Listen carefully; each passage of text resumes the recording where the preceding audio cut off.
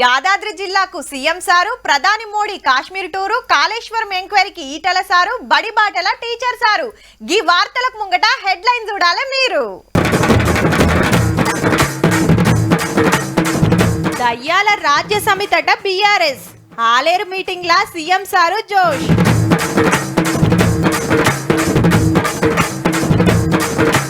ఎంక్వైరీల మాట మార్చిన ఈటెల, కేసీఆర్ తప్పేం లేదట కాళేశ్వరంలా.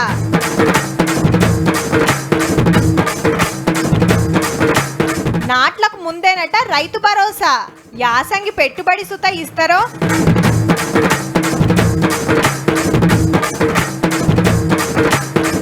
షురైన ఖైరతాబాద్ గణేష్ పనులు, ఈ ఏడు మట్టితోని 69 అడుగులు.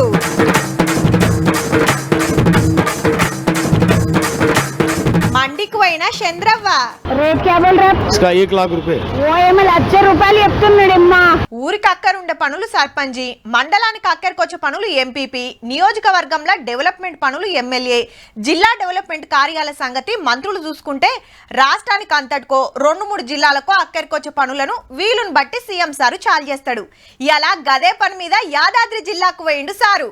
ఇక ఏమేం పనులు అరుచుకున్నాడంటే 574 కోట్లతోటి గంధమల్ల రిజర్వాయర్, 200 కోట్లతోటి యంగ్ ఇండియా రెసిడెన్షియల్ స్కూలు, 183 కోట్లతో మెడికల్ కాలేజీ బంగ్లా, 25 కోట్లతో యాదగిరిగుట్టల వాటరు, డ్రైనేజీ, సీసీ, బీటీ రోడ్ల పనులు, 7.5 కోట్లతో కొలనుపాకల హై లెవెల్ బ్రిడ్జి. ఇట్లా మొత్తం 1000 కోట్లకు మీద పనులకు శంకుస్థాపనలు, ఓపెనింగులు జరిగిన యాదాద్రి జిల్లా ఆలేరు నియోజకవర్గంలో అటెన్క పబ్లిక్ మీటింగు. యాదగిరిగుట్ట దేవస్థానం హ్యాండ్ ఓవర్ లో ఓ యూనివర్సిటీ పెడతారట. ఎవరు ఆగబట్టినా ఆగం మూసీ నదిని ముద్దుగా చేసుడానికి వచ్చిండు ముఖ్యమంత్రి సారు. 600 అక్కడి సూర్యుడు ఇక్కడ ఉదయించిన ఎవరు అడ్డం పడ్డా తొక్కుకుంటైనా పోతాం, మూసీ నది ప్రక్షాళన చేసి తీరుతాం. పెట్టిన పథకాలు, నడుస్తున్న పనులు ప్రతి ఒక్కటి యాద్ చేసిండు. ఈ మీటింగ్ పెట్టింది వాసాల మరికి దగ్గరనేనుల్లో. ఇలా వాసాల మరిలో ఇళ్ళని గులగొట్టి శ్మశానం చేసి కూర్చున్నాడు. ఈయన ఇట్ల గీసి అట్ల గీసి ఫామ్ హౌస్ కి ఇట్లకెళ్ళ రోడ్ వేసుకొని అన్ని నక్క చిత్తుల వ్యవహారాలతోటి వాసాల మరిలు ఇల్లు పోయిన వాళ్ళ తిప్పలు తెలుసుకొని న్యాయం చేస్తామన్నాడు. అట్లనే కవితక్క ముచ్చట పెట్టిండు గిట్లా. నీ పార్టీలో ఉన్న దయ్యాల గురించి నీ బిడ్డనే చెప్పింది కదా. ఆ దయ్యాలు కొద్ది దయ్యాలు ఎవడో తెలంగాణ ప్రజల్ని ఎట్లా పట్టి పీడిస్తుండ్రో ఇవాళ నీ బిడ్డ అడిగిన ప్రశ్నకు సమాధానం చెప్పమని. ఇప్పటి నుంచి అది దయ్యాల రాజ్య సమితే తప్ప అది భారత రాష్ట్ర సమితి కాదు, అది దయ్యాల పార్టీ అని ఎవడు కనిపించినా ఒకటే చెప్పారు, అరే దయ్యాలు వచ్చినాయి రా భయ అని. కేసీఆర్ సార్ కు కాళేశ్వరం నోటీసులు అందినాయి కదా. ఇవాళ ఒక్క నోటీస్ ఇస్తేనే ఆయన ఆగమాగం అవుతున్నాడు. నువ్వు దేవుడువా? మీకెందుకయ్యా అంత బలుపు? మీరు చేసిన తప్పులకి ఇవాళ కమిషన్ నోటీస్ ఇచ్చింది, జవాబు చెప్పాల్సిన పోయి ఎదురుదాడి మా మీద చేస్తున్నారు. ఇక ఆఖరిలో గీ ముచ్చట. నన్ను ఇబ్బంది పెట్టినోని, నన్ను జైలు పెట్టినోని ఖచ్చితంగా జైలు నుంచి బయటకు వచ్చిన రోజు ఒక మాట చెప్పిన, తొడగొట్టి చెప్పిన, నేను పడగొడతా, పడగొట్టే వరకు కళ్ళు ముయ్యను అని చెప్పి ఆయనను పట్టుబట్టాలనుకున్నా, పట్టుబట్టినా, పని బట్టినా, పడగొట్టడమే కాదు ఆ కుర్చీలో కూర్చున్నా. రైట్, కాళేశ్వరం ప్రాజెక్ట్లా అసలు ఎంక్వైరీ ఇప్పుడు చాలైందబ్బా. ఇన్ని రోజులు ఇంజనీర్లను, ఆఫీసర్లను పిలిచి మాట్లాడింది ఒగెత్తు, ఇయాల్టికెళ్ళి నడుస్తుంది ఒగెత్తు. ఏ ఇంజనీర్ అయినా ఆఫీసర్ అయినా మీదున్న లీడర్ ఎట్లా చెప్తే గట్ల చేస్తాడు. ఇప్పుడు గా మీదున్నోళ్ళనే విచారణకు పిలుస్తున్నారు. మళ్ళా ప్రాజెక్ట్ కట్టినప్పుడు ముఖ్యమైన వాళ్ళ దాంట్లో గీ సారొక్కలు. ఈటెల సారు ఇలా కాళేశ్వరం కమిషన్ విచారణకు వచ్చిండు. ప్రాజెక్టు కట్టినాడు సారే, పైసల మంత్రి కాబట్టి డిజైన్ల గురించి తెలుసునా, ఏడగట్టే దెరకనా, ఇంకో కాడెందుకు కట్టవలసి వచ్చింది, పైసల లెక్కేంది, పంతనమేంది, ఇట్లా 18 క్వశ్చన్లు అడిగిండు జస్టిస్ ఘోష్ సారు. ఏది అడిగినా క్యాబినెట్ లో డిసైడ్ చేసినాము, మంత్రుల కమిటీ ఓకే చేసింది, ఇంజనీర్లు చెప్పినట్టే ముంగటికి పోయినాము, నిపుణుల సలహాల మీదకెళ్ళి నడిచినాము, ఏ ఒక్కలు చేసింది కాదు అనుకొచ్చిండు. చాలా ప్రశ్నలకు పైసల శాఖతో సంబంధం లేదు అన్నాడు ఈటెల సారు. గమ్మతేందంటే ఈ బీజేపీ ఎంపీ గారు మొన్నటిదాకా కాళేశ్వరం గురించి ఏం మాట్లాడిండో, ఇవాళ కమిషన్ ముంగటికి విచారణకు వచ్చి ఏం మాట్లాడిండ్రో మీరే ఇన్నుండ్రి జరా. దీనికి పూర్తి బాధ్యత కేసీఆర్ వహించాలి, రాజీనామా చేయాలని చెప్పి డిమాండ్ చేస్తారు. దాని కేబినెట్ మొత్తం ఆమోదిస్తే మాత్రమే అది కన్స్ట్రక్షన్ అవుతుంది తప్ప ఒక కేసీఆర్ ఆమోదించిన పద్ధతి ఉండదు. హెలికాప్టర్ మీద పోయిండు ముఖ్యమంత్రి గారు, సైట్ సెలెక్షన్ చేసింది కేసీఆర్ గారే, నిష్ణాతులు సెలెక్షన్ చేయలే. సైట్ అనేక రకాల సర్వేలు చేసి అది టెక్నికల్ వాళ్ళు కాబట్టి ఇవాళ మేడిగడ్డ, సుందిల్ల, అన్నారం బాధితులకి వాళ్ళు ప్రపోజ్ చేసి, ఇంజనీర్ల కంటే కూడా పెద్ద ఇంజనీర్ లాగా వాళ్ళ అనుభవానికంటే నా అనుభవం గొప్పదనే పద్ధతిలో మాట్లాడి ఒక అపర భగీరథుల లాగా నేను అవతారం ఎత్తినా అని చెప్పుకున్నాడు ఆయన. ఈ డిజైన్లతో ఈ కన్స్ట్రక్షన్తో ఈ టెక్నికల్ ఆస్పెక్ట్తో మీకు సంబంధం ఉందా అని చెప్పి అడిగినారు. మాకు ఏమీ సంబంధం ఉండదు. ఒక టీఎంసీ నీళ్లు ఎత్తి పోయకపోయినా 3,500 కోట్ల రూపాయలు సంవత్సరానికి ఫిక్స్డ్ ఛార్జ్ కింద కట్టాల్సిందే. 1,00,000 కోట్ల రూపాయలు ఇలా గంగపల్లి అని చెప్పి ఆ కార్పొరేషన్ రుణాల మీద మీకన్నా అధికారం ఉందా అడిగినారు. కానీ కార్పొరేషన్ మీద ఆర్థిక డిపార్ట్మెంట్కి ఆర్థిక మంత్రికి ఏం సంబంధం లేదు. ప్రధానమంత్రి లాంటి కేంద్రంలో ఉన్నటువంటి మంత్రులు కానీ అనేక మంది వచ్చి చెప్పారు 1,000 కోట్ల రూపాయలు దండుకుంటున్నారు, ఏటీఎం లాగా ఉపయోగపడతాయని చెప్పి డబ్బులు తెచ్చుకున్నారు. వాళ్ళే ఖర్చు పెట్టుకుని తప్ప మాకు సంబంధం లేదు. కానీ ఇక్కడ అన్ని టెండర్లు కూడా అలొకేషన్ పద్ధతిలో ఇచ్చింది తప్ప 1% నుంచి వెళ్ళి 5% వరకు ఎక్సర్సైజ్ తప్ప ఒక్క టెండర్ కూడా లెస్సులో పోలేదు. ఎక్కడ కట్టాలి, ఎట్లా కట్టాలి, దాని క్వాలిటీ ఏంది, దాని క్వాంటిటీ ఏంది, దాని డెప్త్ ఎంత, అవన్నీ మాకు సంబంధం ఉంటుందంటే ఫైనాన్స్ డిపార్ట్మెంట్, నేను ఫైనాన్స్ డిపార్ట్మెంట్ సంబంధించిన మంత్రిని, అదంతా ఇరిగేషన్ డిపార్ట్మెంట్ వాళ్ళు చేయాల్సిన పని. ఈ లక్ష్మీ బరాజ్ మాత్రం ఇసుక మీదనే ఫౌండేషన్ వేసిండ్రు. కట్టినప్పటి నుంచే లీకేజ్ అవుతుంది. తెలంగాణ ప్రజలు నిజమైన న్యాయ నిర్ణేతలు. ఎవడు తప్పు చేసిండో ఎవడు ఒప్పు చేసిండో వాళ్ళు నిర్ణయిస్తారు తప్ప ఇవాళ కొద్దిమంది బట్ట కాల్చి మీద చేసినంత మాత్రం ఇది అయ్యే ప్రసక్తి లేదు. గదన్నట్టు అప్పుడేమో మొత్తం కేసీఆర్ సారే చేసిండు, ఇంజనీర్ల మాట వినలేదు, ఎవల సలహాలు తీసుకోలేదు, నచ్చిన కాడ బ్యారేజీలు కట్టిండ్రా నీ ఇలా గిట్లెందుకు చెప్పిండో సార్కే తెలియాలి. మరి పాత పైసల మంత్రి గారు లెక్క గిట్లుంటే ప్రాజెక్టుల పాత మంత్రి హరీష్ రావు సారు సోమవారం నాడు ఇదే విచారణకు వచ్చి ఏం చెప్తాడో చూడాలి. వీళ్ళిద్దరు ఎంక్వైరీలు వచ్చినాక పాత ముఖ్యమంత్రి కేసీఆర్ సారు 11 నాడు ఎంక్వైరీకి రావాల్సి ఉంది. అప్పుడు సార్ ఏం చెప్తాడో. ఇక ఈ రోజు ఈటల రాజేందర్ గారు కేసీఆర్ క్లీన్ చిట్ ఇచ్చి వేసిండు, ఏమి తప్పు లేదు. ఇంచుమించు ఈరోజు ఈటల రాజేందర్ గారి మాటలు చూస్తే అసలు మాకేమనిపించింది అంటే కిషన్ రెడ్డి గారితో అంతర్గతం అనిపించుకొని వచ్చి మాట్లాడినట్టు అనిపించింది నాకైతే. దేశంలోనే పొడుగుండే నది గంగా నది. పొడుగైన స్తూపం మధ్యప్రదేశ్ సాంచి స్తూపం. పొడుగుండే డ్యామ్ ఒడిశాలో ఉండే హీరాకుడ్ డ్యామ్. పొడుగైన బీచ్ మద్రాస్లో ఉండే మెరీనా బీచ్. అన్నిటికంటే పొడుగుండే రోడ్డు 7వ నెంబర్ నేషనల్ హైవే. చాలా పొడుగుండే రైల్వే ప్లాట్ఫామ్ పశ్చిమ బెంగాల్ రాష్ట్రం ఖరగ్పూర్ రైల్ స్టేషన్లు ఉంటది. ఇక అన్నిటికంటే పొడుగుండే బ్రిడ్జ్ ఏదంటే పాట్నా గంగా నది మీద ఉన్న మహాత్మా గాంధీ సేతు. మరి రైల్వే బ్రిడ్జ్ అంటే బీహార్ రాష్ట్రంలో సోన్ నది మీద ఉండే దెహ్రీ బ్రిడ్జ్. ఇది నిన్నటిదాకా ఇయాల్టికెళ్ళి ఇగో గిది.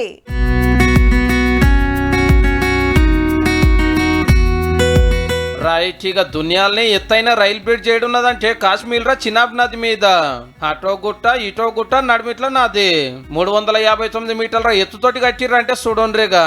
ఫ్రాన్స్ దేశంలో ఉండే ఈఫిల్ టవర్ కంటే కూడా 35 మీటర్లు ఎత్తే ఉంటది. దీని మీద రైలు ఏం తక్కువ కిలోమీటర్న్నర నడుస్తుంది. గంటకు 100 కిలోమీటర్ల స్పీడ్ తోటి ఉరికినా గింత ఫరక్ పడది. గాలి దుమారం ఎంత రువడు వచ్చినా పెద్ద భూకంపం వచ్చినా గింతగిన ఏం కాకుండా బందోబస్తు కట్టిరు 1400 కోట్లు పెట్టి. 28,000 టన్నుల ఉక్కు 6 లక్షల బోల్టులు పట్టినాయి.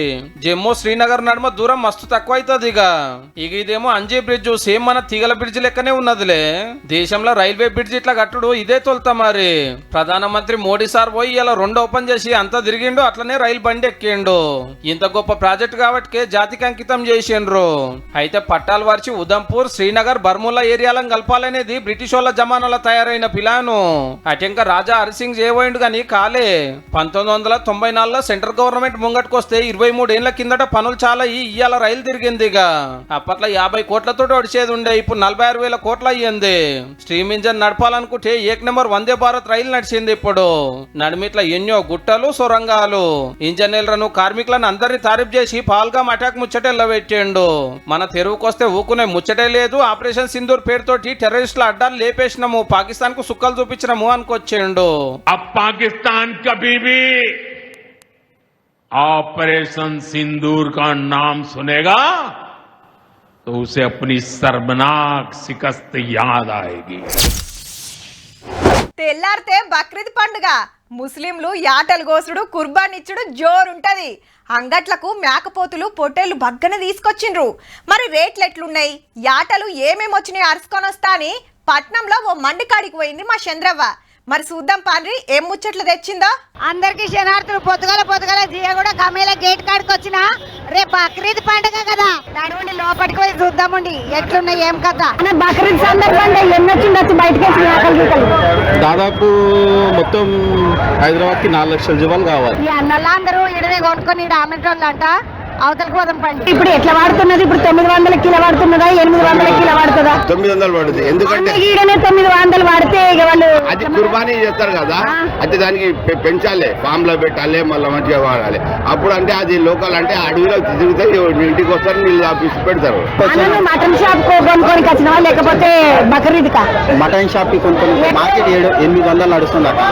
800 నడుస్తుంది. 800కి తీసుకొని మీరు మీ దగ్గర ఎంత ఉన్నదన్న కిలో? మేము 760 లాగా అనుకుంటాం. అదే మీకు నష్టం బోటి కాలు తలకాయ బోటి ఉంటుంది కదా, కూలీ పడతారు మాకు 300-400 లాగా అంతే. ఇవి చూడండి ఎంత ఎత్తున్నాయో అన్న. ఏడికెంచి మేకలు ఇది ఝాన్సీకి వచ్చినాయి. ఎంత బరువు ఉంటాయి అన్న ఇవి రెండు? ఇవి దగ్గర నీకు 2 కుంటలు వస్తాయి. ఒక్కొక్కటి క్వింటల్ మటన్ వెళ్తుందా అంటే ఇలా అన్న దీని ధర ఎంత ఉంటుంది? 1,20,000. ఒకటే అంటారు రెండిటికి. బక్రీద్ అంటే ఏం చేస్తారు మీరు? కుర్బానీ అన్న ఎంత మందికి వంచాలని మనం లెక్క ఉంటుందా? 3 ఇసాలు చేయాలి, ఒక మేక 3 ఇసాలు చేయాలి. అయితే ఒక్క ఇసం మనది, ఒక్క ఇసం మన చుట్టాలది, ఒక్క ఇసం గరీబుల మనకంటే పేదోళ్ళు తీయాలి. ఈ చేపకి ఎట్లా నడుస్తుంది అన్న ధర? 25, 28, 30, 35, 12-11,000 అయితే ఆటనే లేదు. జోడ తీసుకుంటారా? ఒకటి జోడ తీసుకో. అన్న జోడ ఎందుకు తీసుకోవాలి? ఒకటి అంటే ఒక్కటి కూడా తీసుకోవచ్చు. ఇప్పుడు పెళ్లి చేసుకుంటే భార్య కూడా ఉంటుంది, మనం కూడా ఉంటుంది. భార్య మనం ఒక్కరమే వెళ్తామా? స్వర్గానికి వెళ్ళాం కదా, ఇద్దరు వెళ్ళాలి. ఒక్కరి పేరు మీద ఒక గొర్రె ఇవ్వాలి. కూరలు ఇంకా వాళ్ళకి 16 ఇయర్స్ తర్వాత వాళ్ళు. నేను దీంట్లో తీసుకున్నాను మేడం. ఎంత పడ్డది అన్న? అవి జత వచ్చేసి 25,000 చెప్పారు. లాస్ట్కి 23,000కి ఇచ్చారు జత. రీజనబుల్ రేట్ ఉంది, విలేజ్ రేట్ ఉంది. ఇదైతే సాధారణ దున్నపోతులను ఎట్లా అందంగా తయారు చేస్తారో అగో అట్లా ముద్దుగా గొర్రెలను తయారు చేసిండ్రు, మేకలను తయారు చేసిండ్రు. దీనికి చూడుండే మా బెల్ట్ గిల్ట్ వేసి ముద్దుగా సోగ్గా తయారు చేసిండ్రు.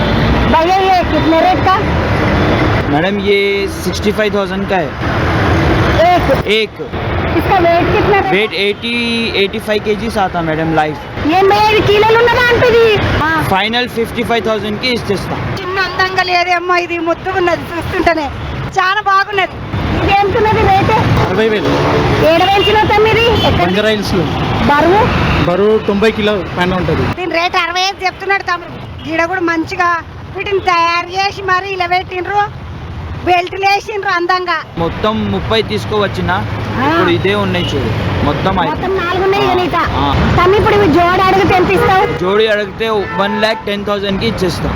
అన్న किधर से ये कश्मीर का है. कश्मीर क्या? 100+ रहता. गोश्त आता आपको 80 kg तक आता. इसका 1 लाख रुपए రేట్. ఓ ఏమో లక్ష రూపాయలు చెప్తున్నాడు అమ్మా.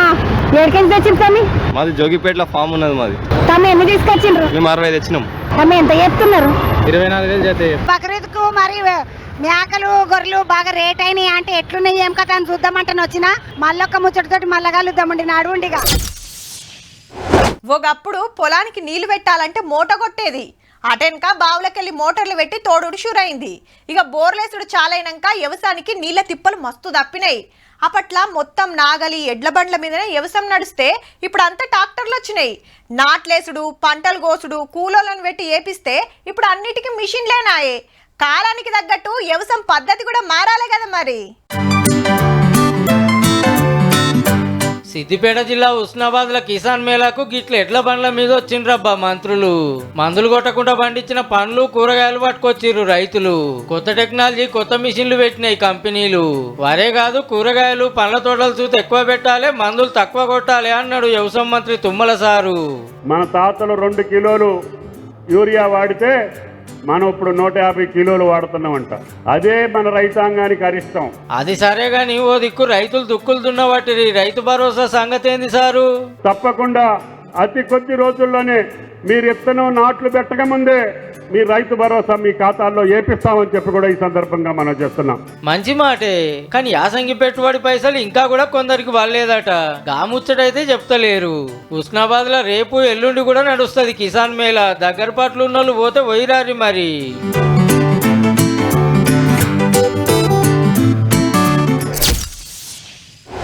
ఏమాయరా, మొన్నటిదాకా రమేష్ గాంతోని అత్కం పత్కం తిరుగుతువి, ఏడవైనా మీరే ఉంటుండే.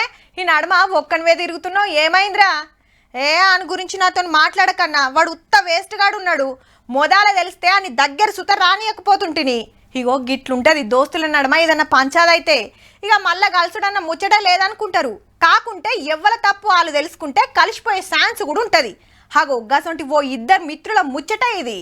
అమెరికా అధ్యక్షుడు ట్రంప్ సారు దునియా శ్రీమంతుడు ఎలన్ మస్క్ సార్ దోస్తానా ఇచ్చుకపోయినట్టే కొడుతుందుల్లా. జిగిరి దోస్తుల నడుమ పంచాయతీడ పుట్టిందంటే ఛార్జింగ్ మనలకు సబ్సిడీలు ఎత్తాయాలని ట్రంప్ సార్ డిసైడ్ చేస్తే మస్క్ గారికి మనసున పడతలేదు. ఎందుకంటే ఎలక్ట్రిక్ కార్ల దందాల దూసుకుపోతాండి ఈయన. ఇట్లయితే పబ్లిక్ సుత నష్టమవుతుందని మస్క్ మాట. ఆయనకు ముందే ఎరుక బిల్లు గురించి ఇప్పుడు అన్ని అబద్ధాలు చెప్తుండని అధ్యక్షుల వారు. ఇంకా కొన్ని రూల్స్ కాడ సుత ఇద్దరికి పురిగలవక చెరో దిక్కు అవుతాండ్రు. Elon and I had a great relationship. I don't know if we're well anymore. I was surprised. కానీ మొన్నటిదానికి ఎట్లుండే అత్కం పథకం అల్లం బెల్లం. ట్రంప్ సార్ని అధ్యక్షుని చేస్తానికి మస్తు కష్టపడ్డాడు Musk. Social media X owner ఈయనే కాబట్టి ఎంత ప్రచారం చేయొచ్చో అంతకంటే ఎక్కువే చేసిండు. సొంత పైకం కోటాను కోట్లు ఖర్చు పెట్టిండు. మస్క్ పుణ్యాన్ని నేను గెలిచినా అని ఖుద్దు ట్రంప్ సారే చెప్పిండంటే ఎట్లుందో చూడురిగా. సీట్లకు రాగానే సలహాదారు పోస్ట్ ఇచ్చి ఖుషి చేసిండు. అంత ముద్దుగా మెదిలినోళ్ళు ఇప్పుడు నువ్వెంత అంటే నువ్వెంత అనే కాడికి వచ్చింది కథ. ఏహే నీ కోసం నేను కష్టపడేంది, నేనే ఓ పార్టీ పెడతా, నా తడాక ఏందో చూపిస్తా అని మస్క్ సార్ తయారైతాండు. ఇక అప్పుడు ఇద్దరు మిత్రుల సీన్ ఎందాక పోతుందో కానీ ట్రంప్ సార్ పవర్లకు వచ్చి 6 నెలలు కూడా కాలే. అటు దునియాకు ఇటు అమెరికాకు ఆఖరికి దోస్తుకు సుత నచ్చలేడంటే ఏలువాడు ఎట్లుందో చూడురిగా.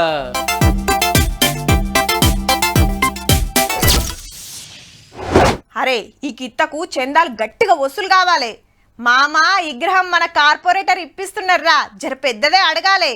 ఈసారి మండపం మన గల్లీలదే హైలైట్ కావాలరా. గాడకట్టుకు సినిమా యాక్టర్ను తీసుకొచ్చే ఉపాయం చేస్తున్నారట. మనం కూడా అస్సలు తగ్గొద్దు. ఏంది ఇంకా బోనాలే షురువు కాలేదు, అప్పుడే గణేష్ పండుగ ముచ్చట్లు చెప్తున్నా అని చూస్తున్నారా? వార్త చూస్తే మీకే సమజైతది.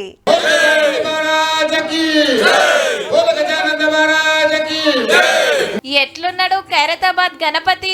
3 తలలు 8 చేతులు, నెత్తి మీద నాగపడిగా 69 అడుగులతోని శ్రీ విశ్వశాంతి మహాశక్తి గణపతిగా దర్శనమిస్తాడు ఈ ఏడు. ఈ తాపగూడెం మట్టి విగ్రహమే. దేవునికి కుడి బాజుకు పూరి జగన్నాథుడు, లక్ష్మీదేవి సమేత హయగ్రీవ స్వామి. ఈ ఎడమ బందుకు లలితా త్రిపుర సుందరీ దేవి, గ్రామ దేవత గజ్జలమ్మ విగ్రహాలు పెట్టిండ్రు. ఇయాల మంచి రోజని కర్ర పూజ చేసిండ్రు గణేష్ కమిటోళ్ళు.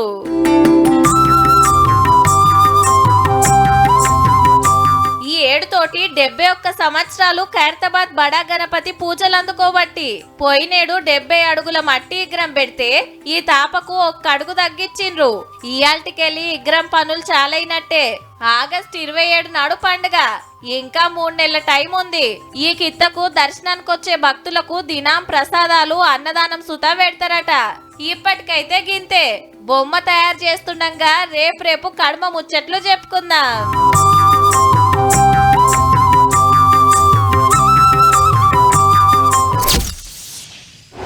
అబ్బా ఇక ఈ లొల్లి తప్పినట్టే అని అమ్మలు.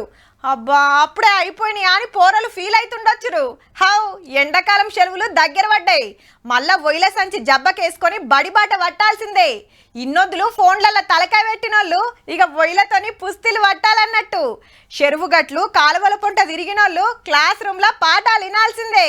బడులు చాలైనాక ఎట్లయినా తప్పదనుకో. అంతకంటే మొదలు సార్లు మేడాలు బడిబాట పట్టిండ్రు.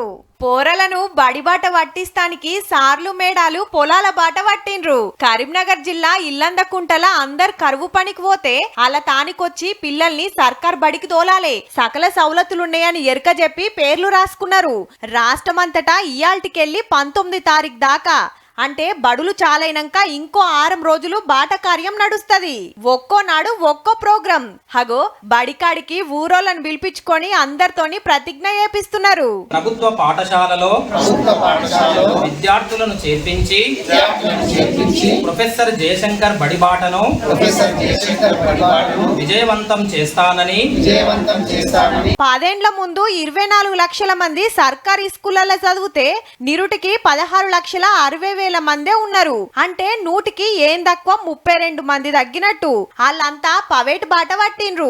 ఆసోంటోళ్లను చదువు నడిమిట్లనే బంధు పెట్టినోళ్లను మళ్ళా సర్కార్ బడి బాట పట్టించే ఈకమత్ అన్నట్టు.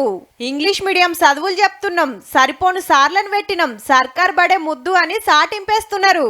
చూడాలి మరి ఈ ఏడు ఎంతమంది గవర్నమెంట్ బళ్ళల్లో షేరికైతారో.